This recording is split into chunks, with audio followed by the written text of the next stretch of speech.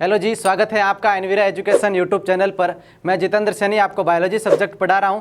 हमने molecular biology start की थी। इसके पार्ट फर्स्ट में हमने डीएनए को पढ़ा था, डीएनए की बेसिक इंट्रोडक्शन और डीएनए के खोज, प्रतिकृतिकरण, उसके बारे में जाना था। आज हम बात करेंगे केवल और केवल डीएनए के मुख्य संरचना की और उसके महत्व की। अगर फिर भी रहा तो फिर हम आरएनए की बात करेंगे, लेकिन याद रखना कि आरएनए और डीएनए एज कंपेयर्स दोनों साथ साथ पैरेलल चलने वाली चीज़ है। अगर आप डीएनए के बारे में जानते हैं तो आरएनए के बारे में 70% आप जान गए, क्योंकि ये एक जैसा समानांतर ही कार्य करते हैं। पहले ही हमने वीडियो के अंदर बात की थी कि जहाँ पर डीएनए जेनेटिक मटेरियल की तरह नहीं काम करता है, वहाँ पर आरएनए जेनेटिक मटेरियल की तरह यानी कि आनुवांशिक पदार्थ की तरह कार्य करता है।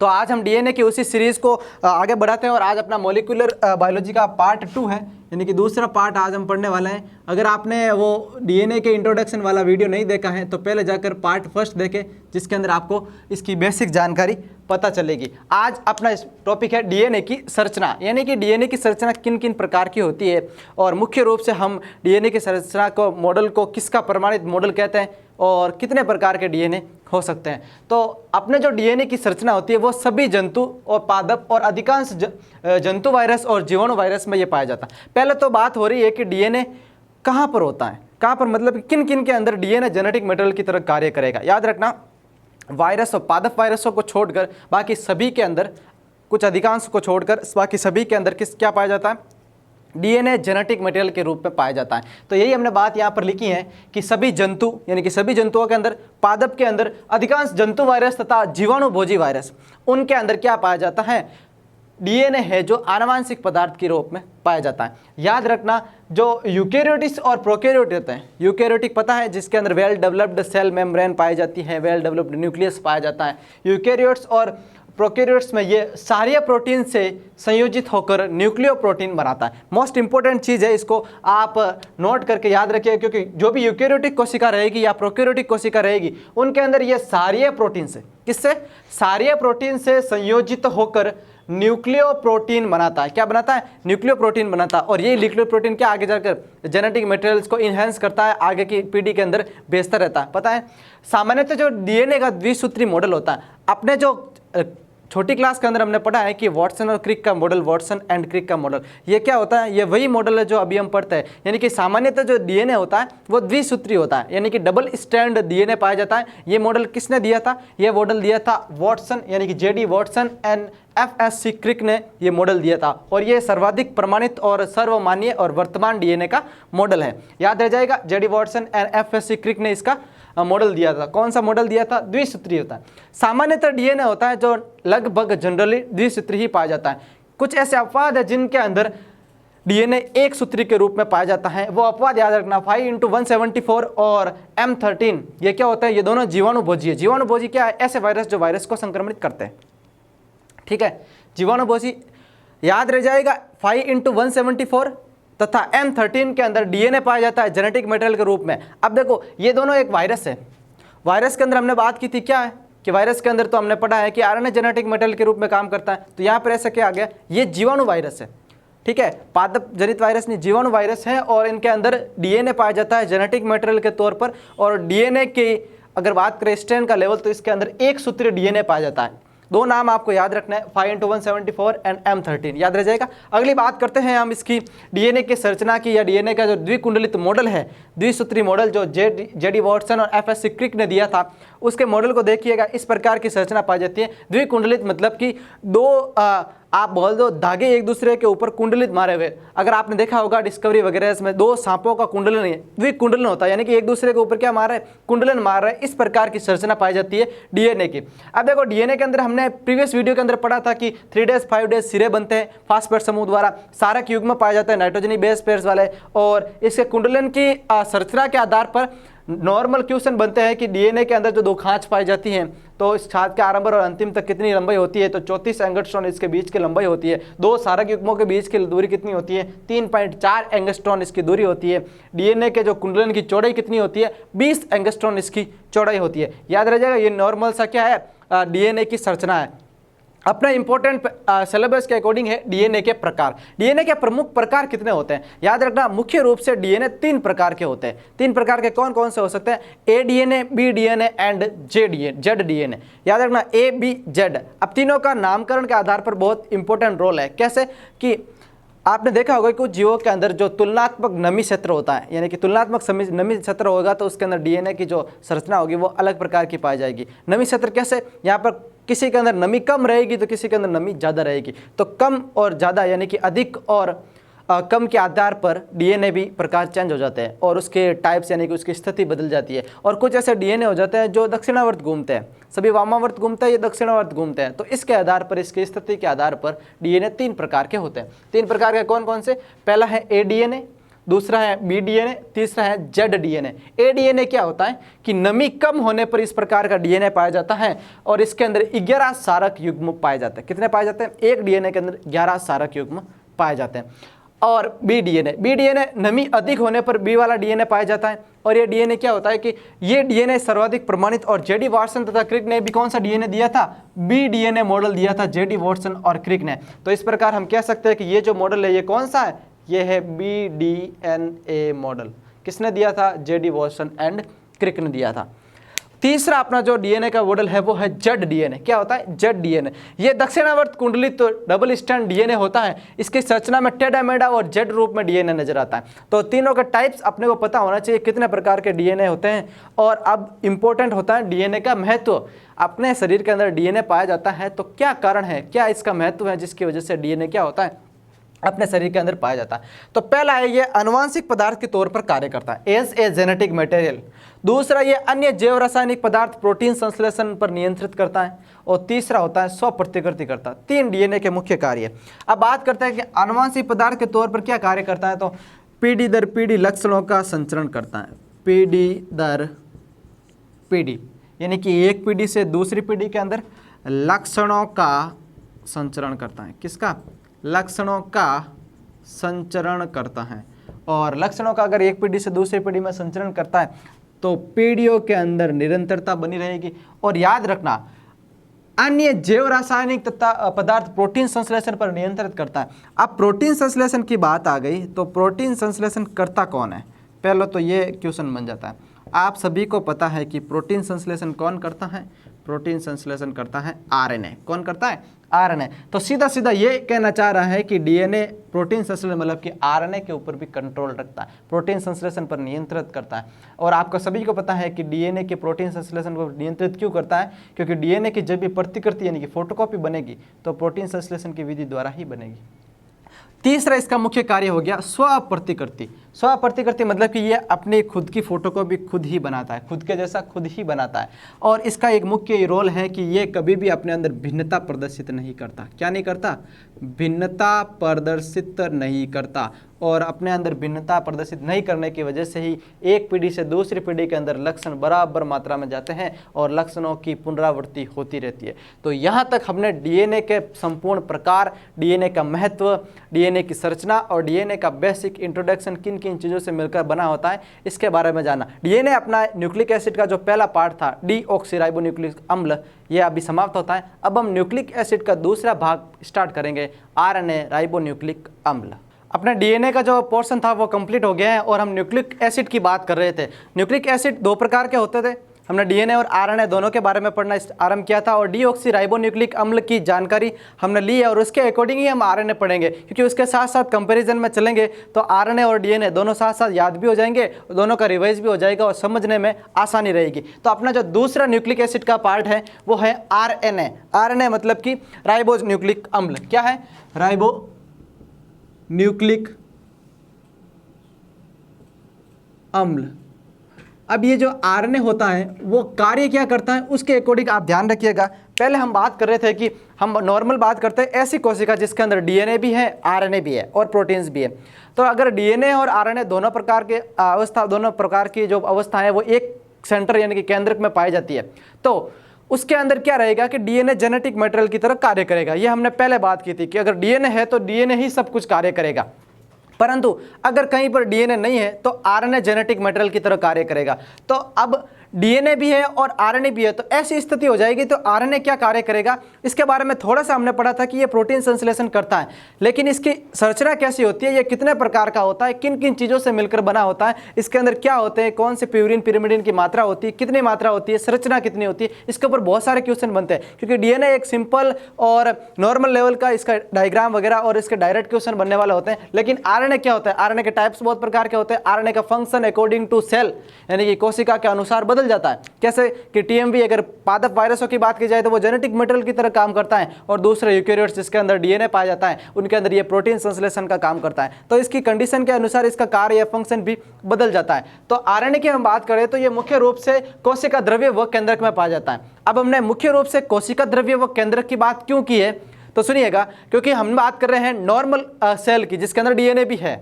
नॉर्मल सेल की बात करें जिसके अंदर डीएनए भी है, तो डीएनए है तो आरएनए कहां पर पाया जाएगा, ये कोशिका द्रव्य वो केंद्रक में पाया जाता है। देखो केंद्रक के अंदर मेन फिक्स्ड कौन था, डीएनए था, उसके साथ भी थोड़ी मात्रा में पाया जाएगा और ज्यादा मात्रा में कोशिका द्रव्य में पाया जाएगा। वैसे कि वैसे हमने डीएनए में भी बात की थी, डीएनए कहां पे है, केंद्रक में पाया जाता है, और कई मात्रा में डीएनए माइटोकॉन्ड्रिया में भी पाया जाता है। ये जो फैक्ट है जो डायरेक्ट आने वाले क्वेश्चन है यहाँ पर लिख देता हूँ। नॉर्मल से याद रखना कि डीएनए को अगर आपकी स्थिति पूछी जाए डीएनए के बारे में, तो डीएनए की स्थिति में पता होना चाहिए कि डीएनए सर्वाधिक मात्रा में किसके अंदर पाया जाएगा, केंद्रक में। किसके अंदर, केंद्रक में। केंद्रक के अलावा और कहाँ पर पाया जाएगा, ये माइटोकॉन्ड्रिया में पाया जाएगा और अन्य कोशिकांगों में पाया जाएगा। ये इसकी स्थिति की बात हो गई, ठीक है। अब बात करते हैं आरएनए की। तो आरएनए की हम बात कर रहे हैं, तो आरएनए अगर नॉर्मल यानी कि जिसके अंदर डीएनए जेनेटिक मटेरियल के तौर पर काम कर रहा है, ऐसी कोशिकाओं की बात की जाए तो आरएनए कहाँ पर पाया जाएगा, आरएनए केंद्रक में भी रहेगा और आरएनए कोशिका द्रव्य में भी रहेगा। क्योंकि कोशिका द्रव्य में किस में, कोशिका द्रव्य में हमने बात की थी ईआर एंडोप्लाज्मिक रेटिकुलम, जब हमने साइटोलॉजी की बात की थी कोशिका विज्ञान की, उसके अंदर देखो ईआर में बात की थी खुरदरी और चिकनी। खुरदरी में किसी प्रकार की है कि उसके ऊपर राइबोसोम्स वगैरह की संरचना पाई जाती थी, ऐसी संरचना भी होती थी जो प्रोटीन संश्लेषण काम करती थी। और हमने बात की थी अनेक कोशिकाओं के पास आरएनए की निम्न संरचना पाई जाती है। तो इस प्रकार आरएनए के अकॉर्डिंग, स्थिति के अकॉर्डिंग इसकी संरचना कार्य बदल जाते हैं।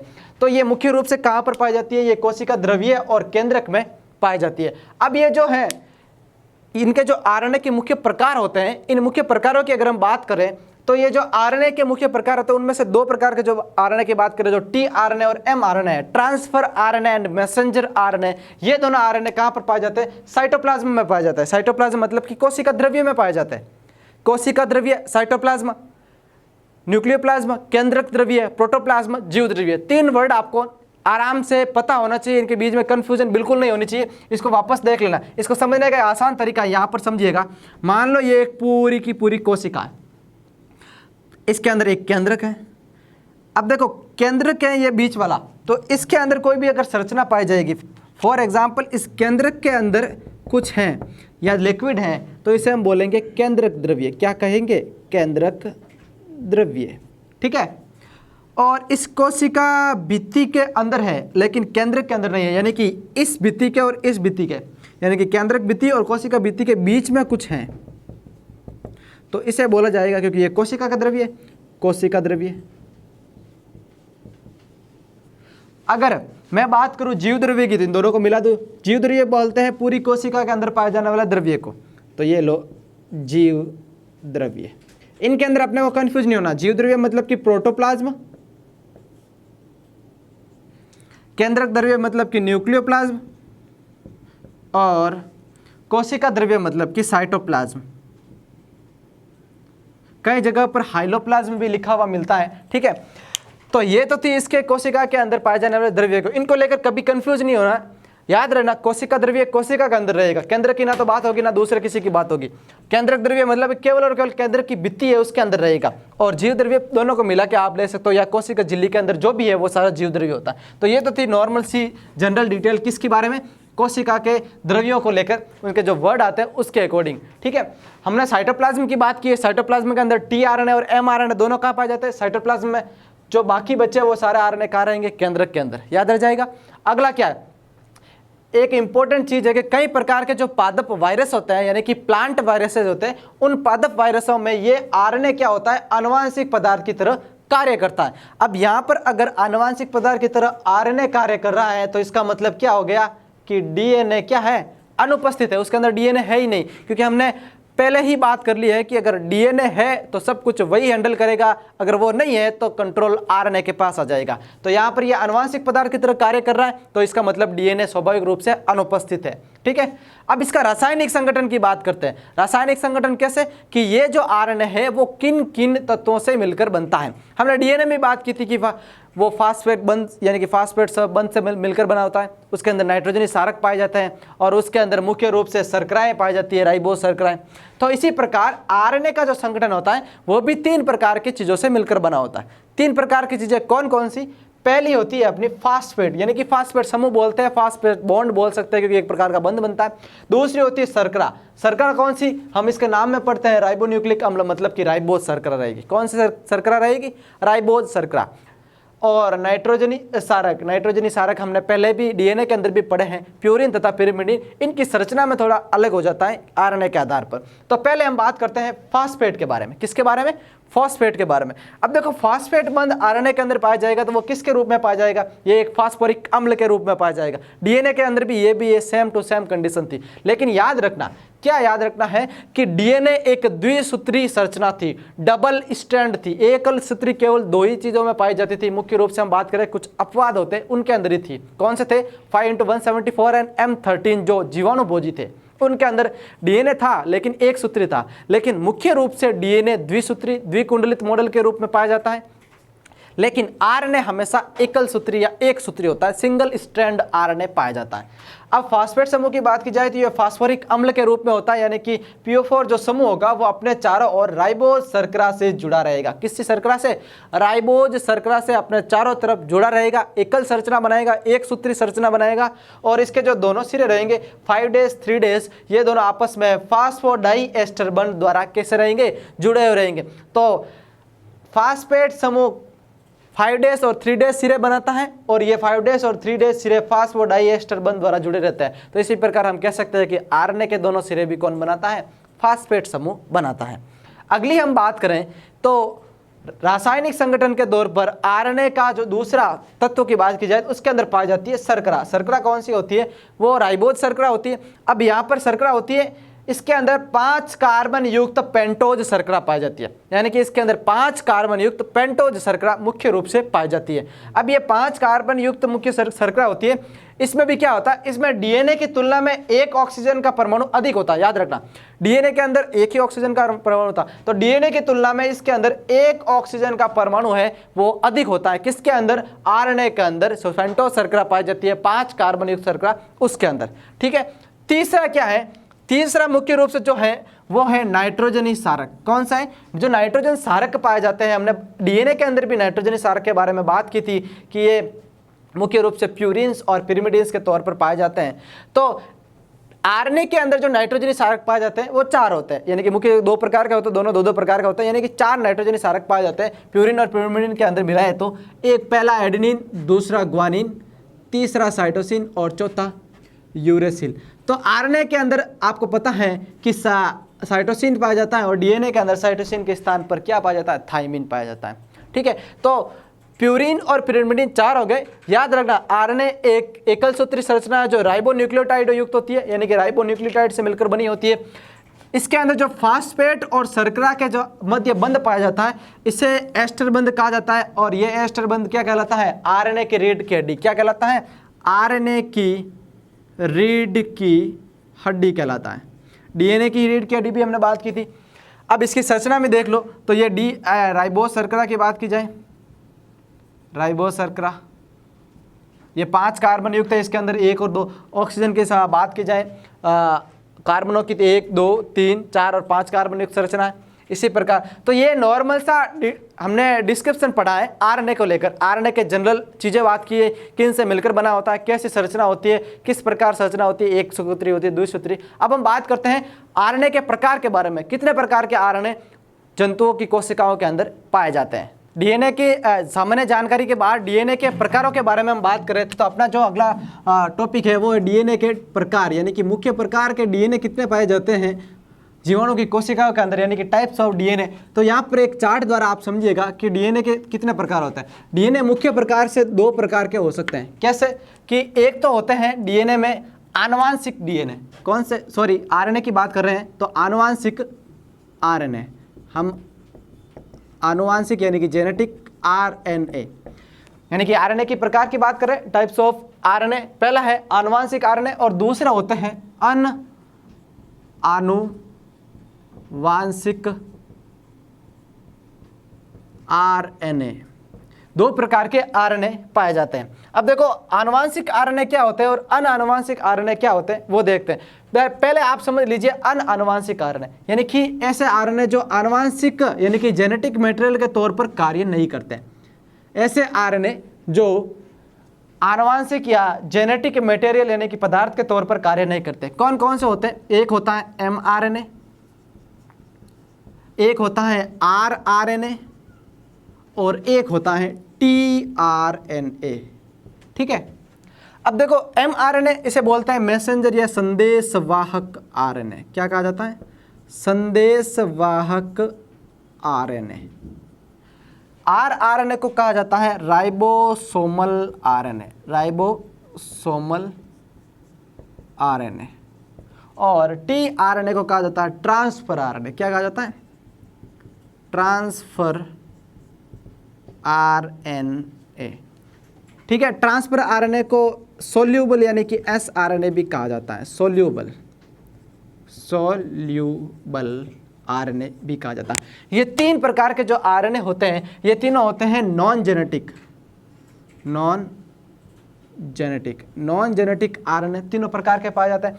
अब इनके कार्य की बात कर ले, ये तीनों क्या करेंगे? जेनेटिक पदार्थ के रूप में काम नहीं करेंगे तो क्या करेंगे कि जो डीएनए की प्रतिकृतिकरण है, डीएनए के प्रतिकृतिकरण में मदद करेंगे। डीएनए प्रतिकृतिकरण में मदद करेंगे। डीएनए का जो प्रतिकृतिकरण रहेगा उसके अंदर मदद करेंगे, यानी कि मैसेंजर यानी कि संदेशवाहक यानी कि टेम्पलेट का लेके जाना, राइबोसोमल आरएनए, ट्रांसफर आरएनए, ये सभी के रूप में मदद करेंगे। प्रोटीन संश्लेषण में भी मदद करेंगे, प्रोटीन संश्लेषण में भी क्या करेंगे? मदद करेंगे। ये मुख्य ये कार्य करेंगे। अब हम बात करते हैं आनुवांशिक आरएनए की, यानी कि हम बात की जाए तो जेनेटिक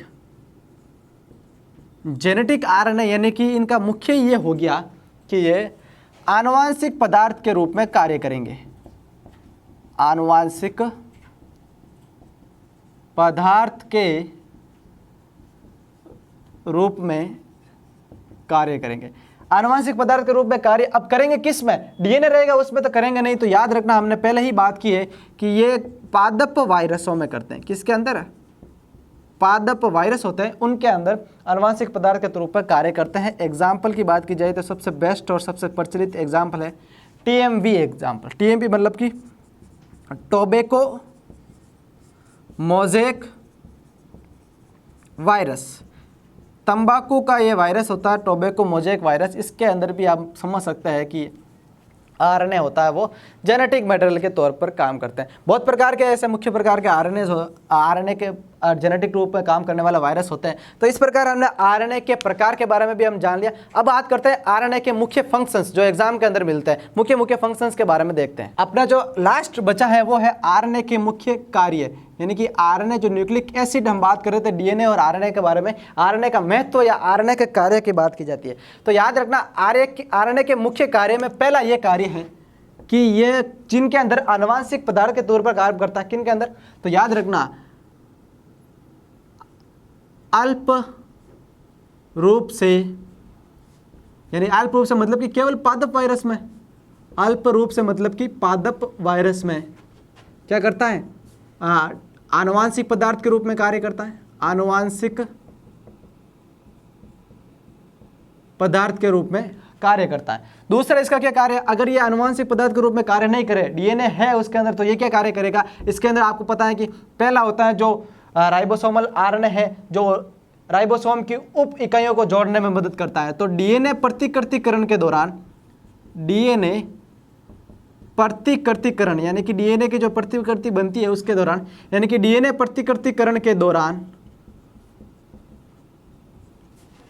राइबोसोम की उप इकाइयों को, राइबोसोम की उप इकाइयों को जोड़ने में, राइबोसोम की उप इकाइयों को जोड़ने में मदद करता है। ठीक है, यानी कि मुख्य रूप से यही कार्य करता है। तीसरा, ये आरएनए क्या कार्य करता है? आरएनए संदेश वाहकों को, डीएनए के आनुवांशिक संदेशों को, डीएनए के आनुवांशिक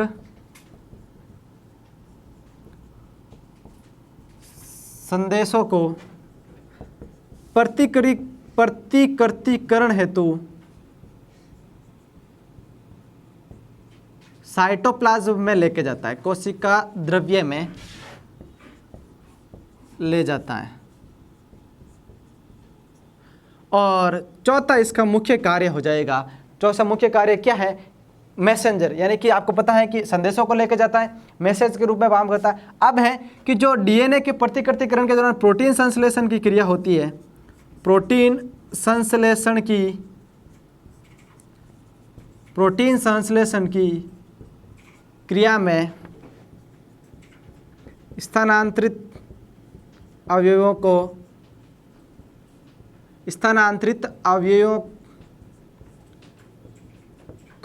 नियंत्रित करता है, यानी कि प्रोटीन संश्लेषण में भाग लेता है। तो ये मुख्य प्रकार के आरएनए के कार्य या महत्व हो सकते हैं। इनके अंदर इंपॉर्टेंट चीज़ है वो है प्रोटीन संश्लेषण, डीएनए टेम्पलेट वगैरह बनाने की स्थिति में। तो आज अपना जो मॉलिक्यूलर बायोलॉजी हमने स्टार्ट की थी उसके अंदर न्यूक्लिक एसिड जो पहला पार्ट था उसके डीएनए और आरएनए यहाँ पर कंप्लीट होते हैं पार्ट फर्स्ट और पार्ट टू के अंदर। अगला जो भी मॉलिक्यूलर बायोलॉजी का पार्ट होगा उसके अंदर हम जीन के बारे में डिस्कस करेंगे, जीन क्या होते हैं, कितने टाइप के जीन होते हैं और किन किन स्थितियों के अंदर जीन के अंदर परिवर्तन पाए जाते हैं। तो आप सभी इन वीडियो को लाइक करें, शेयर करें, कमेंट करें। धन्यवाद।